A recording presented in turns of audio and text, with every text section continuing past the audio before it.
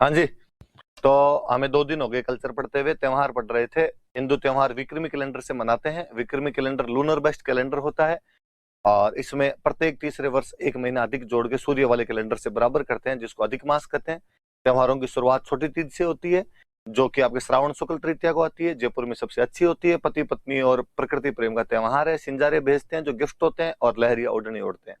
पूर्णिमा को रक्षाबंधन होती है, जो नारियल पूर्णिमा भी है। श्रवण कुमार की पूजा की जाती है। भाद्रपद के कृष्ण पक्ष में 3, 6, 9, 12, 15 है। तृतीया को बड़ी तीज, बूढ़ी तीज, कजली तीज, सातुड़ी तीज है। बूंदी में सबसे अच्छी होती है। छठ को उब छठ और हल छठ है, जिसको बलराम जयंती भी कहते हैं। हल की पूजा करते हैं। अष्टमी को कृष्ण जन्माष्टमी है।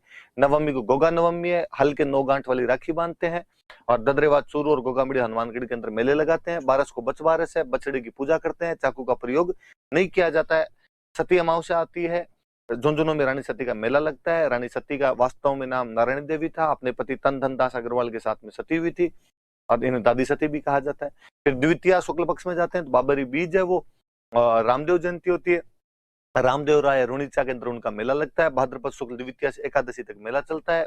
हम उसको मारवाड़ का कुंभ कहते हैं। चतुर्थी अपवाद स्वरूप शुक्ल पक्ष में आती है। गणेश चौथ, शिव चौथ, कलंक चौथ और चतरा चौथ कहलाती है। त्रिनेत्र गणेश का मेला रणथंभौर में, चुंगी तीर्थ का मेला जैसलमेर में। पंचमी को ऋषि पंचमी है, सप्तऋषि की पूजा कर लो। महाश्वरी अपना रक्षाबंधन मनाते हैं। भोजन थाली मेला कामा में लगता है। हर राम जी महाराज का मेला जोरडा के अंदर लगता है। अष्टमी को राधाष्टमी आती है। निम्बार्क संप्रदाय वाले सलेमाबाद के अंदर अपना मेला लगाते हैं। दसवीं को तेजाजी महाराज की दसवीं, इसी दिन आपकी खजरली वाला मेला होता है। एकादशी को जल झूलनी 11 से, देव झूलनी 11 से, भगवान कृष्ण की मूर्तियों को स्नान करवा लो। चतुर्दशी को अनंत चतुर्दशी है, गणेश जी का विसर्जन कर दो। पूर्णिमा श्राद्ध शुरू हो जाएंगे, श्राद्ध 16 होंगे। सांझी की पूजा करेंगे। गोबर और मिट्टी की सांझियां बनेगी। नाथ द्वारा में केले की सांझी बनती है। उदयपुर का मत्स्येंद्रनाथ मंदिर सांझी का मंदिर है। लास्ट दिन थंबुड़ा व्रत कर लो। नवरात्रे शुरू हो जाएंगे। शारदीय नवरात्रे एकम से। अष्टमी को आपकी दुर्गाष्टमी होमाष्टमी आ जाएगी। दसवीं को विजयदशमी, दशहरा है। कोटा मैसूर में सबसे अच्छा है। खेजड़ी हथियारों की पूजा कर लो। लीलटांस के दर्शन शुभ माने जाते हैं, जो कन्हैयालाल सेठिया की कविता भी है। पूर्णिमा को शरद पूर्णिमा या रास पूर्णिमा होती है। मारवाड़ महोत्सव या मांड महोत्सव जोधपुर में होता है। मीरा महोत्सव चित्तौड़ में होता है। बस इतनी बात पड़ी थी। देख लो तो 2 क्लासों को रिवाइज करने में मुझे नहीं लगता 2 मिनट भी लगते हैं। और ये सिंपल सिंपल सी चीजें हैं जी, अपने घर की सी बातें। इनमें तो क्या तो पढ़ना है, क्या नहीं पढ़ना है। आप पढ़ रहे हो, वही बड़ी बात है। अगला महीना आ गया अपने कार्तिक। आश्विन के बाद में कार्तिक। मैंने बताया था चतुर्थी हमेशा कृष्ण पक्ष में आएगी। ये लो आ गई साहब चतुर्थी। ये आपकी चतुर्थी आ गई। और चतुर्थी को क्या है, तो चतुर्थी को करवा चौथ होती है। करवा चौथ के बारे में आप सारी बातें जानते हैं। ये कहानी तो प्लीज मेरे मत ही सुनो आप। तो करवा चौथ की सारी बातें बताए, याद इतनी रखनी है अपने को कि कार्तिक की जो कृष्ण पक्ष की चतुर्थी होती है, इसको करवा चौथ कहते हैं। ये कहानियां मैं सुनाऊंगा तो फिर मुझे भाबू टाइप वाली फीलिंग आने लग जाएगी यार। बस ये है कि करवा चौथ को पति की लंबी उम्र की कामना के लिए व्रत किया जाए। और अष्टमी आती है फिर 4 दिन बाद में, अहोई अष्टमी। ये संतान की लंबी उम्र की कामना के लिए व्रत किया जाए। पहले महिला भूखी रहे कि पति की लंबी उम्र हो, फिर महिला भूखी रहे कि संतान की लंबी उम्र हो। कुल मिला के महिला को भूखा रहना था। और मुझे कई बार लगता है कि यार पश्चिमी राजस्थान में अपने खाने के दाने कम हुआ करते थे। मम्मियां वैसे ही सबसे लास्ट में खाना खाया करती थी। बचता ही नहीं होगा, पहले ही डाकी खा जाते होंगे। फिर बेचारी खुद ही कह देती होगी महाराज व्रत है, मारे व्रत है आज, मारे नहीं खावणो। और बाद में लोगों ने उस चीज को पकड़ लिया होगा कि अच्छा पिछले मंगलवार को तुम्हारा व्रत था, अगले मंगलवार का मम्मी तुम्हारा तो व्रत है ना। मम्मी को भूख हो तो मम्मी क्या कहती, बात में डटी रही। फिर मंगलवार होने शुरू हो गए होंगे मम्मी के, ऐसे बन गए होंगे भाई ज्यादा व्रत अपने आप में। तो अहोई अष्टमी को संतान की लंबी उम्र की कामना के लिए व्रत किए जाते हैं। कई बार कोई स्टूडेंट मेरे को आगे पूछ लेता है कि नहीं सर, आपने लिखवाया था संतान की लंबी उम्र के लिए, बाकी ये तो लड़कों की लंबी उम्र की कामना के लिए किया जाता है। और बात तो सही है। इसका रीजन भी है कि जब कभी ये व्रत वगैरह बने होंगे तो वो समाज युद्धकालीन समाज था। युद्धकालीन समाज के अंदर लड़के युद्ध करने के लिए बाहर जाते थे, लड़कियां तो घर में ही रहा करती थी। इसलिए लंबी उम्र की कामना किसकी की जाए, जिसका जीवन डेंजर में है, जीवन खतरे में किसका है, तो बेटे का जीवन खतरे में है। तो माँ तो यही दोखती वह बेटा सही सलामत घर आ जाए। अहोई अष्टमी मनाऊंगी मैं। बेटी घर से बाहर जाती नहीं थी तो उसके खतरे कम थे। आजकल चूंकि बेटियां भी घर से बाहर जाती है तो अपने दोनों के लिए कर लेते हैं भाई, लड़के के लिए भी कर लेते हैं, लड़कियों के लिए भी कर लेते हैं। वरना पहले लड़कियां घर में ही रहती थी, घर से बाहर नहीं जाती। तो गांव में तो कहते थे कि बाई ने तो गोयरो को नहीं कहा। गोयरा मतलब सांप होता है, एक सांप, भाई इसको तो सांप ही नहीं खाए। कारण क्योंकि ये घर से बाहर ही नहीं जाती। और वैसे भी भारत के अंदर महिलाओं की औसत आयु पुरुषों की तुलना में अधिक है। महिलाएं अधिक जीवन जीती है, पुरुष कम जीवन जीते हैं। तो पुरुषों के लिए किए जाएंगे वैसे व्रत जो भी होंगे। तो इसमें कोई यूं ऑफेंड फील मत करना कि ये तो देख लो एंटी फेमिनिस्ट है अपने आप में, हमारे तो व्रत ऐसा कुछ ही नहीं था। उस समय की समाज की परिस्थितियां वही थी। 2 लगातार, पति की लंबी उम्र की कामना के लिए करवा चौथ, संतान की लंबी उम्र की कामना के लिए अहोई अष्टमी। 2 लगातार कार्तिक में, ये याद रख लेना। अब 5 त्योहारों का बंच आएगा, लगातार 5 त्योहार आएंगे। सबसे पहले आएगी धनतेरस। इस धनतेरस का हम एक नाम और बोलते हैं, इसको धनवंतरी जयंती भी कहते हैं। ये धनवंतरी जयंती भी, और ऐसा कहा जाता है कि जब समुद्र मंथन किया गया था देवताओं और दानवों के बीच में, तो सबसे पहले ऋषि धनवंतरी आए थे, एक कलश साथ में लेके। कलश साथ में लेते हुए ऋषि धनवंतरी निकले थे, इसलिए ये धनवंतरी जयंती होती है, वो यही दिन था। और ऐसा कहा जाता है कलश सोने चांदी का भरा हुआ था, धन लेके निकले थे, तो इसलिए धनतेरस हो गई होगी। वो कलश लेके निकले थे, इसलिए हमारे रिवाज बना कि इस दिन बर्तन खरीदे जाने चाहिए। पहले तो गांव में बर्तन ही खरीदते थे, कारण भी था कि घरों में बर्तन होते ही नहीं थे। गिने चुने 2-4 थालियां, 2-4 कटोरियां, 5-7 गिलास ऐसे ही हुआ करते थे। ज्यादा बर्तन कहां से आते, इसलिए कहा गया कि हर साल थोड़े थोड़े खरीद लिए जाए, धनतेरस के नाम से खरीद लिए जाए। या 2 थालियां लेके आ गए, 3 कटोरियां लेके आ गए, 5 गिलास लेके आ गए, धीरे धीरे करके बर्तन हो जाएंगे अपने घर के अंदर। अब चूंकि आजकल अपने घरों में खूब सारे बर्तन होते हैं, आजकल तो अलग अलग और देखता हूं मैं, स्टील के अलग पड़े हैं लोगों के घरों में, तो चाइनीज वाले वो अलग पड़े रहते हैं, वो कांच वाली जो वो अलग ही पड़ी रहती है, क्रोकरी खूब सारी रहती है। तो अब आदमी बर्तन क्यों खरीदे, धनतेरस का इंतजार क्यों करे वो। तो अब धनतेरस के दिन खरीदते, तो आज भी लोग खरीदारियां तो करते हैं। तो लोग खरीदेंगे, गाड़ी खरीद लेंगे, तो कूलर, फ्रिज, पंखे, ऐसी इस टाइप की चीज खरीद लेंगे, पर खरीदारी आज भी करते हैं। पर प्लीज ये सब खरीदारी कर लिया करो, आपके पास पैसे हैं, खरीदनी भी चाहिए चीजें। मार्केट तभी आगे बढ़ेगा जब आप चीजें खरीदोगे, आपका खर्चा किसी दूसरे की आमदनी है। पर धनतेरस को बर्तन भी खरीदे जाने चाहिए, भले एक लोटा लाया करो, भले एक कटोरी लाया करो, भले एक गिलास लेके आ जाया करो, चम्मच ले आया करो, पर बर्तन लाया करो।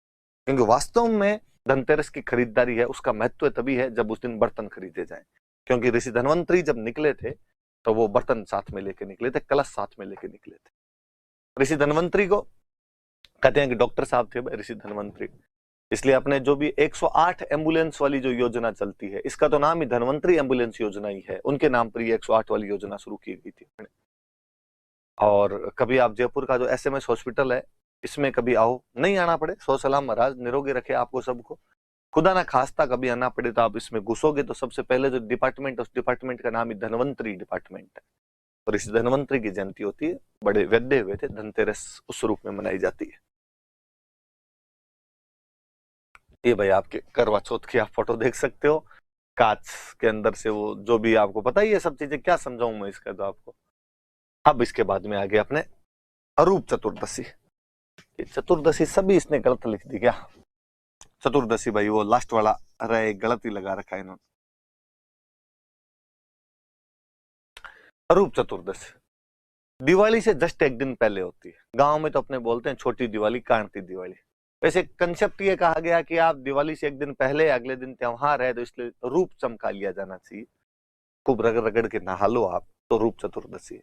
पहले रीजन भी था जी, एक तो अपने पश्चिमी राजस्थान में तो मुझे लगता है कि वैसे भी पानी कम हुआ करता था, तो एकांतरी नहाया करते थे। एकांतरी समझते हो, अल्टरनेट डे पे नहाया करते थे।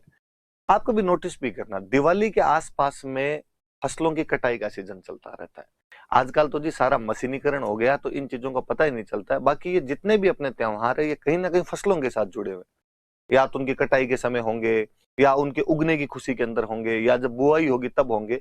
मनुष्य बिना इकोनॉमी के कोई चीज नहीं करता है, हर चीज के पीछे इकोनॉमी के कारण जरूर होता है। तो दिवाली वाले टाइम पे फसलों की कटाई का सीजन चलता था, किसान सुबह जाता, शाम को लेट घर आता, नहाने का टाइम ही नहीं मिलता था। तो कहा गया कि साहब कम से कम कल दिवाली है, आज रूप तो चमका लिया जाए, आज तो नहा लिया जाए। इसलिए धनतेरस के अगले दिन अपनी रूप चतुर्दशी आती। आप कहोगे सर हम तो डेली नहाते हैं, हम क्या करें। आप कोई फेशियल वेशियल करवा लेना, मसाज करवा लेना, पर कुछ तो करवाना। अगले दिन दीपावली होती है, अमावस्या को, कुछ बताने की बात नहीं। आप सब जानते हो कि राम जी भगवान जो थे वो इस दिन अयोध्या वापस लौटे थे। अंधेरा, गुप्त अंधेरा, अमावस्या। लोगों ने कहा साहब आपके स्वागत में हम दीपक जलाएंगे, किस बात का गुप्त अंधेरा हो? दीप की अवली कर दी गई, अवली मतलब पंक्ति, लाइन, दीपों की पंक्ति बना दी गई, अवलियां बना दी गई, इसलिए हम उसको कहते हैं कि दीपावली। कोई नहीं पूछेगा आपसे दीपावली कब आती है। दो चीज बताता हूं, ये याद रखिए। जैनों में भगवान हुए महावीर, 24वें तीर्थंकर जो हुए लॉर्ड महावीर या भगवान महावीर, एक तो वो, एक आर्य समाज के संस्थापक दयानंद सरस्वती, इन दोनों की डेथ इसी दिन हुई थी। भगवान महावीर और दयानंद सरस्वती की डेथ दोनों की इसी दिन होती है, अमावस्या के दिन। तो ये याद रख लेना दीपावली के दिन। दीपावली के दिन कौन से दो महापुरुषों की डेथ हुई थी। हम थोड़ा सा अच्छा शब्द यूज में लेते हैं तो हम कहते हैं ये इनका निर्वाण दिवस है, कि दीपावली जो होता है वो भगवान महावीर और स्वामी दयानंद सरस्वती का निर्वाण दिवस है। आर्य समाज वाला योगदान जब मैंने पढ़ाया था तो मैं उसमें बताता भी हूँ कि भाई दयानंद सरस्वती की जो डेथ है वो तारीख वारीख बताइए आपको, तो मैंने कहा भी कि ये दीपावली के दिन डेथ हुई थी। मैंने आपको कहा था एक होमवर्क कि आप बड़ली वाला अभिलेख सुनना, मेरे अभिलेखों वाली सीरीज जो यूट्यूब पे पड़ी है उसमें मैं भी बताता हूँ वापस कि भाई भगवान महावीर का जो निधन जो था वो दीपावली के दिन हुआ था। और वहां से वो लोग एक कैलेंडर की शुरुआत करते हैं जिसको वीर निर्वाण संवत कहते हैं। वीर का मतलब महावीर, निर्वाण का मतलब मोक्ष मिली उनको, निर्वाण प्राप्त, वहां से वीर निर्वाण संवत शुरू हुआ था। तो कैलेंडर शुरू हुआ करता था जैनों का इस दिन से। इसीलिए आज भी जो बाणिये होते हैं वो दिवाली वाले दिन अपने खाते बही चेंज कर लेते हैं। अपने लगता है यार दिवाली को खाता बही चेंज क्यों किया, साल यहाँ से दिवाली से क्यों गिनते हैं। अब लोग भूल गए होंगे उस कैलेंडर को, वीर निर्वाण संवत को, पर वो दिमाग में इतना जरूर है कि भाई अपने बड़ के भी दिवाली को चेंज करते थे तो अपने भी दिवाली को चेंज कर ले खाता बही। उसका रीजन ये है कि भगवान महावीर की मृत्यु के तुरंत बाद एक कैलेंडर चलाया गया था जो वीर निर्वाण संवत था। कई सालों तक वो रहा था। अपने बड़ली वाला जो अभिलेख मिला है अजमेर से, जो राजस्थान का सबसे पुराना अभिलेख है, उसके अंदर ये जानकारियां भी है कि वो इस संवत का है। और उसी में अपने मैंने बताया था कि लिखा हुआ कि चित्तौड़ वाला जो माध्यमिक है वो एक मुख्य जैन केंद्र हुआ करता था। ये बातें हमने पढ़ी थी। तीन तो आगे लगातार आपके कौन कौन से, तो आप कहोगे सर एक तो आ गया आपके धनतेरस, फिर आ गया आपकी रूप चौदस, फिर आ गया आपके दिवाली। अब शुक्ल पक्ष आ जाएगा। शुक्ल पक्ष में अगले दिन अपने गोवर्धन पूजा आ जाती है। ये भी कोई समझाने वाली सी बात नहीं। समझाने वाली बात ही अपने जो काम की बात है वो ये है कि इस दिन अन्नकूट महोत्सव होता है। अक्सर जो ठाकुर जी के मंदिर होते हैं, भगवान कृष्ण के जो भी मंदिर होते हैं, उनमें अन्नकूट बनता है और लोगों में बांटा जाता है, लोग उसको खाते हैं। ये सबसे बड़ा कहीं पर होता है तो ये नाथ द्वारा में बहुत बड़ा होता है। नाथ द्वारा में श्रीनाथ जी का मंदिर है, भगवान कृष्ण का मंदिर है, वहां पर ये ज्यादा होता है। और कहते हैं यहाँ पर इस नाथ द्वारा वाले अन्नकूट महोत्सव में राजसमंद में एक जनजाति रहती है भील, वो भील जनजाति बड़े तौर पर भाग लेती है, बढ़ चढ़कर भाग लेती है। तो याद रखना कि भाई नाथ द्वारा में जो अन्नकूट महोत्सव मनाया जाता है, या अन्नकूट महोत्सव कहाँ का प्रसिद्ध है, तो नाथ द्वारा का प्रसिद्ध है। और इसके अंदर कौन सी जनजाति भाग लेती है, तो भील जनजाति इसके अंदर भाग लेती है। द्वितीया को आप जानते ही हो, मेरे बताने की फिर आवश्यकता नहीं इसमें कि भाई दूज होती है, इतनी बात याद रख लें। एक कहते हैं इस दिन यमराज की भी द्वितीया है, ये तो यम द्वितीया भी कहते हैं इसको, भाई दूज भी और यम द्वितीया भी है। याद रख लेना, भाई की भी दूज होती है और यमराज की भी द्वितीया होती है। बहनें कहीं मन ही मन सोचती होगी कि दोनों बात तो एक ही है, भाई खुद भी तो जम ही होता है तो और क्या होता है। तो भाई दूज का दो और यम द्वितीया का दो, 5 एक साथ, धनतेरस, रूप चौदस, दिवाली, आपकी गोवर्धन और भाई दूज। गोवर्धन वाले में अपने वो याद रखना कि अन्नकूट महोत्सव होता है, नाथ द्वारा में सबसे अच्छा होता है, भील जनजाति भाग लेती। अपने काम की बात यही है। दिवाली वाले में अपने याद रखने की बात यह है कि इस दिन भगवान महावीर और स्वामी दयानंद सरस्वती का निर्वाण हुआ था, उनकी मृत्यु हुई थी, और कोई काम की बात नहीं इसके अंदर। अन्नकूट महोत्सव में लाभ उठाते आदिवासी, कहते चावल वगैरह बनते हैं, आदिवासी उस चावलों को ले लेके जाते हैं। ये इसके अंदर फोटो भी बना हुआ, देख लेना आप, थोड़ा सा तो याद रहेगा कहाँ का है। तो मैं आपको मैं बता ही चुका हूं, और याद रख लेना कि नाथ द्वारा का सीन है भाई, नाथ द्वारा के अंदर ऐसा होता है।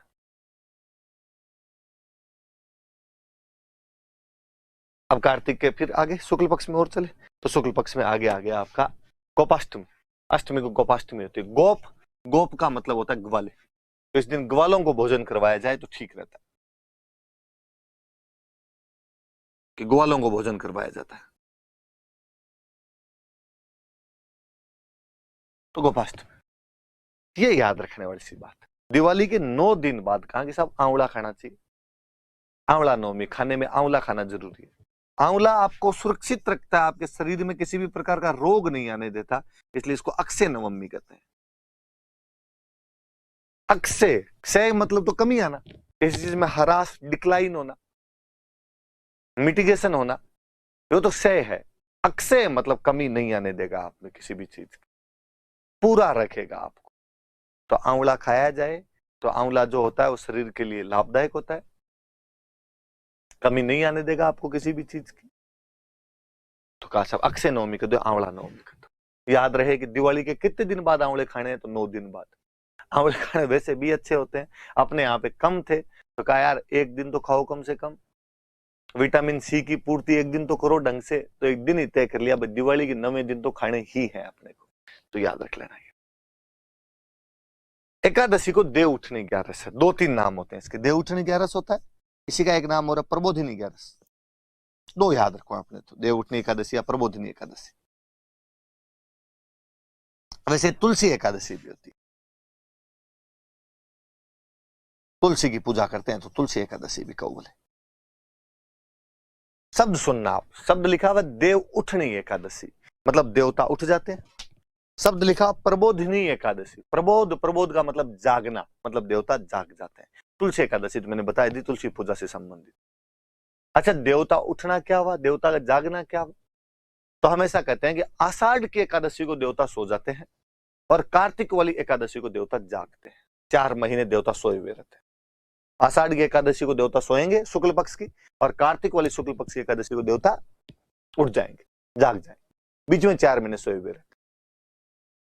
क्योंकि बीच में 4 महीने देवता सोए हुए रहते हैं, इसलिए कहा कि शादी ब्याह नहीं होंगे, आचार संहिता लागू। क्यों नहीं होंगे? तो शादी ब्याह तो आप भगवान को साक्षी मानकर करते हो, देवताओं को साक्षी मानकर करते हो, और देवता को जब नींद आ रही है तो गवाही देगा कौन तुम्हारी? तो कहा इन 4 महीने के दौरान शादी ब्याह नहीं किए जाएंगे। कहानी है कि धरती पे राजा बलि राज किया करते थे। राजा बलि जितने सूरवीर थे उतने बड़े दानवीर थे, और सूरवीर तो क्या ही थे कि पूरी धरती जीत ली थी और पूरा आसमान जीत लिया था। राजा बलि सोच रहे थे कि अब अगला अटैक मैं स्वर्ग लोक पे करूंगा, इंद्र को हराकर स्वर्ग पे कब्जा कर। अपने जितने देवता है इनमें मुझे हमेशा कोई डरपोक देवता लगता है, इंद्र लगते हैं। यार उनपे जब भी कोई हमला होने की उम्मीद होती, भाग के विष्णु भगवान के पास चले जाते। इस बार भी इंद्र भाग के विष्णु भगवान के पास गए और विष्णु भगवान का विष्णु भगवान बचाओ। तो राजा बलि धरती जीत गया, आसमान जीत गया, अब वो कह रहा मैं तो स्वर्ग पे अटैक करूंगा, क्या करें? और राजा बलि को विष्णु भगवान ने कहा मैं परीक्षा लूंगा, मैं करता हूं कुछ ना कुछ इसका इलाज। ठीक है, आप क्या करेंगे? भगवान विष्णु ने छोटे से एक ब्राह्मण का रूप धारण किया, वामन अवतार, छोटा सा ब्राह्मण, वामन अवतार धारण किया। वामन अवतार धारण करके बलि के पास आए और बलि को आगे कहा कि राजा बलि, मैं ब्राह्मण हूं और दान चाहिए मुझे। राजा महाराजा ब्राह्मणों को दान दिया करते, मांगो महाराज, जो मांगोगे मिलेगा। कहा मुझे 3 पैर जमीन चाहिए। बलि ने विष्णु भगवान की तरफ देख के कहा कि पंडित जी, हाइट छोटी सी तेंदुलकर जितनी है आपकी, 3 पैर जमीन में तो 1 पिच जितनी जमीन ही नहीं आएगी, थोड़ी ढंग तो ले लो यार। ब्राह्मण देवता ने कहा कि नहीं इतनी चाहिए, दे रहा है कि नहीं दे रहा? राजा बलि ने कहा ले लो यार, नाराज मत हो यार पंडित जी, कहां से लूं? जहां जी में है वो ले लो, पूरी धरती अपनी है, पूरा आसमान अपना है। और भगवान विष्णु ने अपना विराट स्वरूप प्रदर्शित किया। पहले पैर में पूरी धरती नाप दी और दूसरे पैर में पूरा आसमान नाप दिया। अब कहा तीसरा पैर रखूं कहां? राजा बलि ने कहा माथे में रख लो, वो और तो कहां ही रखोगे। और कहते विष्णु भगवान ने उसके माथे में पैर रखा। राजा बलि ने कहा कि भगवान सर माथे पे आपका पैर, माथे पे पैर रखा, बलि को पाताल लोक में बिठा दिया, पाताल लोक में भेज दिया। पर भगवान विष्णु बड़े राजी हुए, किसी राजा ने अपना पूरा राज्य दान दे दिया। भगवान विष्णु ने कहा मांग बलि मांग, जो मांगेगा वापस मिलेगा। बलि ने कहा महाराज, जिसने साक्षात भगवान विष्णु को देख लिया हो उसको भी कोई मांगने की जरूरत रहती है क्या? अब भी उसकी इच्छाएं, कामनाएं, तृष्णाएं बाकी है क्या? कुछ नहीं चाहिए महाराज, आपका विराट रूप देखा है राजा बलि ने, अब किसी प्रकार की इच्छाएं समाप्त है। विष्णु भगवान ने कहा फिलोसफी मत जाएगा, मैं कह रहा हूं मांग। विष्णु भगवान को लगा ये वापस कर देगा, राज्य वापस दो, राज्य वापस दे देंगे इसको और समझा देंगे इंद्र पे अटैक नहीं करना है। राजा बलि ने कहा भगवान नहीं नहीं कुछ नहीं चाहिए, अपने जैसा इंटेलिजेंट कोई होता तो कह देता वापस दे दो जो लिया है हमारा। पर बलि ने कहा नहीं कुछ भी नहीं चाहिए। और यार कुछ तो मांग, मैं भगवान हूं यार, मैं दे रहा हूं, ऐसे क्या मना कर रहा है। पक्का मैं कहूंगा वो दे दोगे आप? भगवान विष्णु ने कहा पक्का। मेरे पे डाउट है क्या तुझे कोई? तो भगवान मेरे रहने की जगह पाताल लोक है ना? कहा हाँ तेरे को तो पाताल लोक में रहना पड़ेगा, यहीं रहना पड़ेगा, आप मेरे रूममेट बन जाओ। 2 BHK लेते हैं, वैकेंसी आने वाली है RS की, तैयारी करेंगे दोनों मिलके यहाँ पे। भगवान विष्णु क्या करते, बातों में गिर गए, वही पाताल लोक में बलि के पास रहने लगे। वैकुंठ लोक में माँ लक्ष्मी को चिंता हुई कि बंदा घर नहीं आया, गुमशुदा की तलाश लिखवाई गई इधर उधर, पुलिस ने पता लगाया कि साहब आपके पति तो पाताल लोक में तैयारी कर रहे हैं वहां पे, राजा बलि के रूममेट है आजकल। माँ लक्ष्मी पाताल लोक में मिलने के लिए पहुंचे, राजा बलि को कहा कि राजा बलि घर में काम करने वाला आदमी एक ही था, नरेगा में जाने की नौबत आ रखी है, छोड़ो यार आदमी को। राजा बलि ने कहा कि माँ लक्ष्मी जब खुद आप आ गए हो तो मैं छोड़ दूंगा, लेकिन एक समझौता कीजिए प्लीज मेरे से, बताओ क्या हो। भगवान विष्णु 8 महीने तक वैकुंठ लोक में आपके पास में रहेंगे, शेष सैया पर विराजमान रहेंगे, पर 4 महीने आषाढ़ से कार्तिक के बीच में तो मेरे पास रहे। 4 महीने मेरे पास, 8 महीने आपके पास। माँ लक्ष्मी ने कहा कि तथास्तु। हम कहते हैं उन 4 महीनों के दौरान आषाढ़ शुक्ल एकादशी से लेकर कार्तिक शुक्ल एकादशी के बीच में भगवान विष्णु पाताल लोक में राजा बलि के साथ विराजमान होते हैं। बाकी के 8 महीने जब वो वैकुंठ लोक में रहते हैं तब हम शुभ काम संपन्न करते हैं, शादी ब्याह करते हैं। इन 4 महीनों के दौरान हम शादी ब्याह नहीं करते। आषाढ़ वाली एकादशी जब आती है हम कहते हैं देवता सो गए, जब कार्तिक वाली एकादशी आती है हम कहते हैं देवता जाग गए। सिंपल सा लॉजिक ये है कि इन 4 महीने के दौरान बरसात का सीजन होता है, फसलों की बुआई से लेकर फसलों की कटाई का सीजन होता है। किसान के पास में टाइम ही नहीं था कि शादी ब्याह करे, फिर शादी ब्याह कब करेगा? जब फसलें कटेगी पैसे आएंगे तभी तो शादी ब्याह करेगा। इसलिए कार्तिक के बाद ही शादी ब्याह शुरू होते हैं। पर इन चीजों को हमने वैसे जोड़ लिया।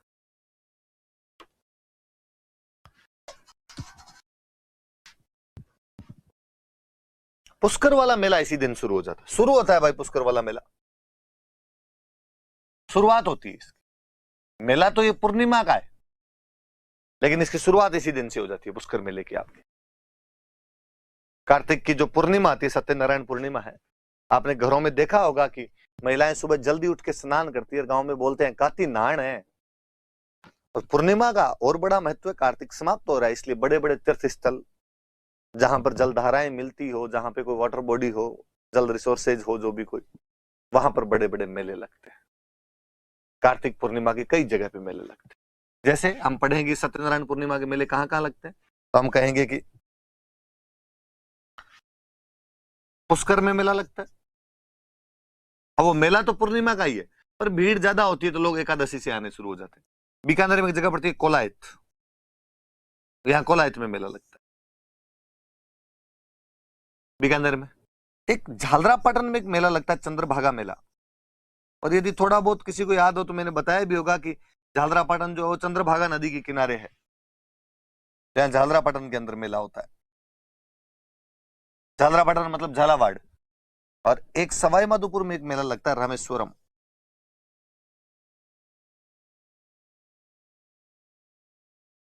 रामेश्वरम मेला, सवाई माधोपुर।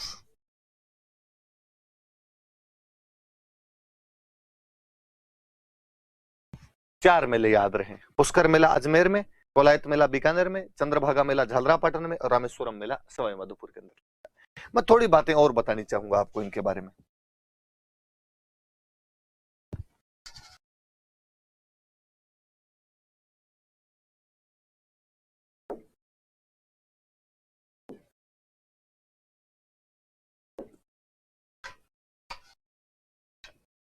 मैं थोड़ी बातें यदि और बताऊं आपको तो मैं थोड़ी इनके बारे में, जैसे मैंने एक रामेश्वरम नाम लिखा,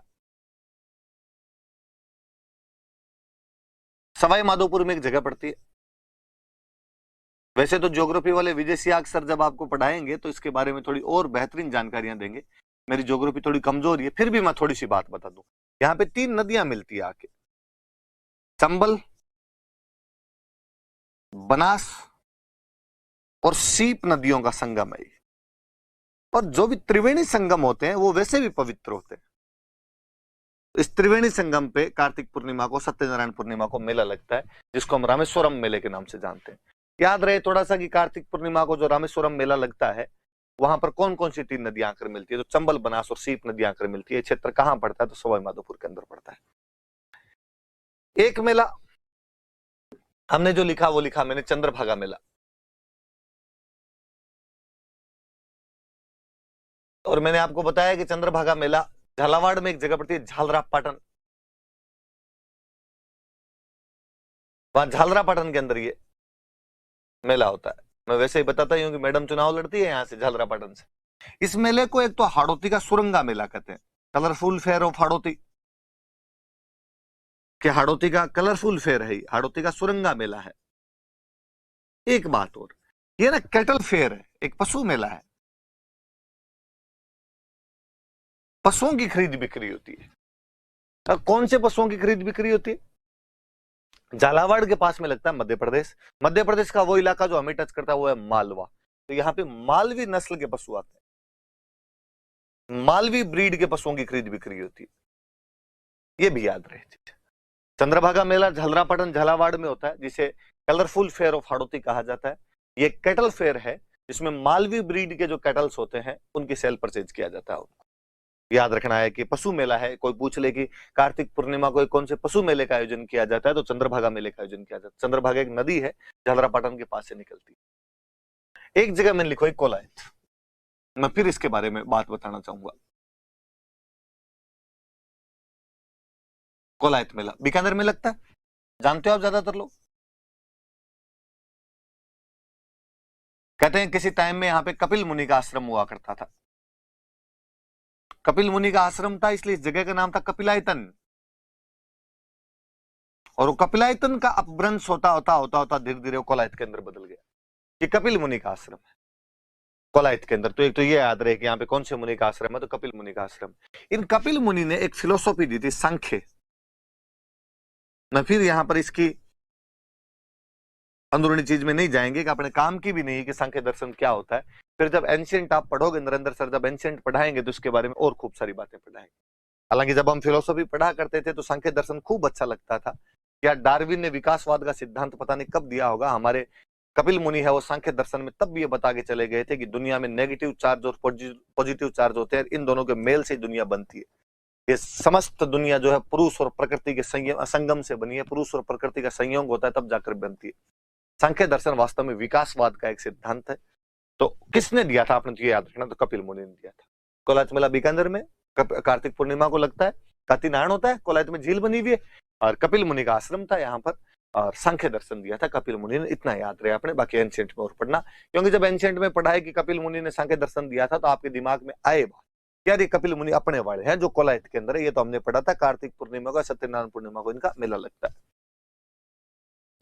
एक और पुष्कर, पुष्कर की मैं खूब सारी बातें करनी चाहूंगा। पुष्कर की भी वैसे तो झील है, पुष्कर में तो ज्योग्राफी में और पढ़ेंगे आप। मैं कल्चर की जो चीजें हैं वो बताऊं मैं, तो हम कहते हैं कि ये तीर्थ राज है, तीर्थों का राजा है। कोंकण तीर्थ भी कहते हैं।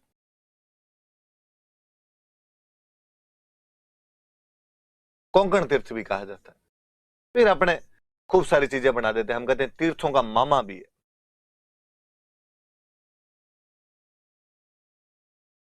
तीर्थराज कहते हैं, कोंकण तीर्थ कहते हैं, तीर्थों का मामा कहते हैं। झील है तो इस झील के चारों तरफ 52 घाट बने हुए, 52 घाट है।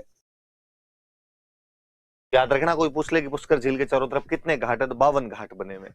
मंदिर कौन कौन से हैं, वास्तव में याद रखने वाला चीज, ब्रह्मा जी भगवान का मंदिर है, विश्व प्रसिद्ध ब्रह्मा जी भगवान का मंदिर जो पुष्कर के अंदर।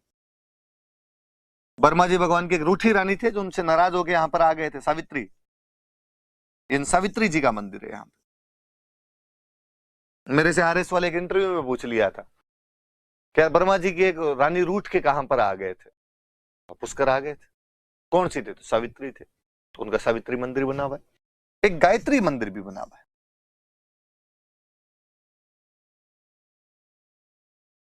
एक मैंने बताया होगा कि यहाँ पे वराह मंदिर है।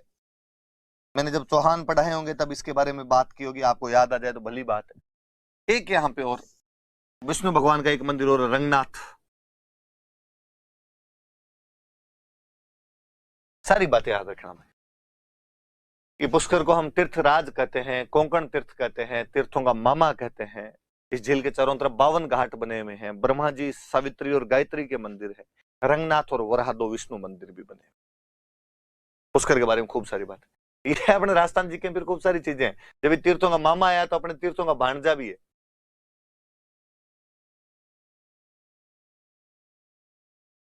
और ये जगह अपने धौलपुर में एक जगह पड़ती है मचकुंड।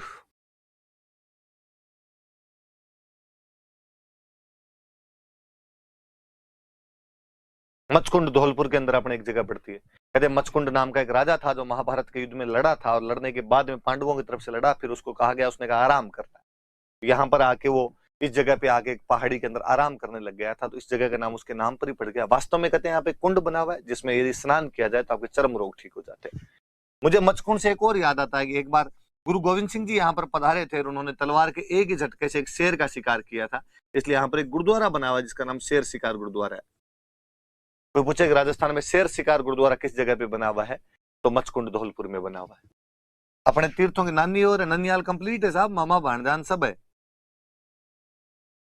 ये अपने जयपुर के पास में सांबर के अंदर एक जगह पड़ती है देवयानी। सांबर जयपुर में। कहते किसी टाइम एक राजा हुए थे ययाति। राजा ययाति के एक रानी थे देवयानी, एक रानी थे शर्मिष्ठा। उन रानी देवयानी के नाम पर यहाँ पर मंदिर बना हुआ है जिन्हें हम तीर्थों की नानी कहते हैं। सांबर जयपुर के अंदर है। तो ये 2-3 बातें याद रखना। थोड़ी थोड़ी बातें हैं कि पुष्कर के अंदर क्या है। इसको तीर्थों का मामा कहते हैं, उसको भांजा कहते हैं, उसको तीर्थों की नानी कहते हैं। तो कार्तिक के साथ में हमने पढ़े, तो ये चीजें भी अपने पढ़ ली जानी चाहिए थोड़ी सी। कार्तिक स्नान, पुष्कर का जो कार्तिक स्नान है उसका फोटो है, देखिए आप। घाट वगैरह पे लोग नहा रहे हैं। अच्छा, पूर्णिमा के मेले इन्होंने लिख रखे थे, चलो मैंने पढ़ा दिया, कोई बात नहीं। ये कोलायत, कोलायत वाली झील बताई हुई आपको। रेगिस्तान, ठेठ रेगिस्तान पड़ा है। ये खींप खड़े हैं पास में, ये पक्षी है। ये भाई आपके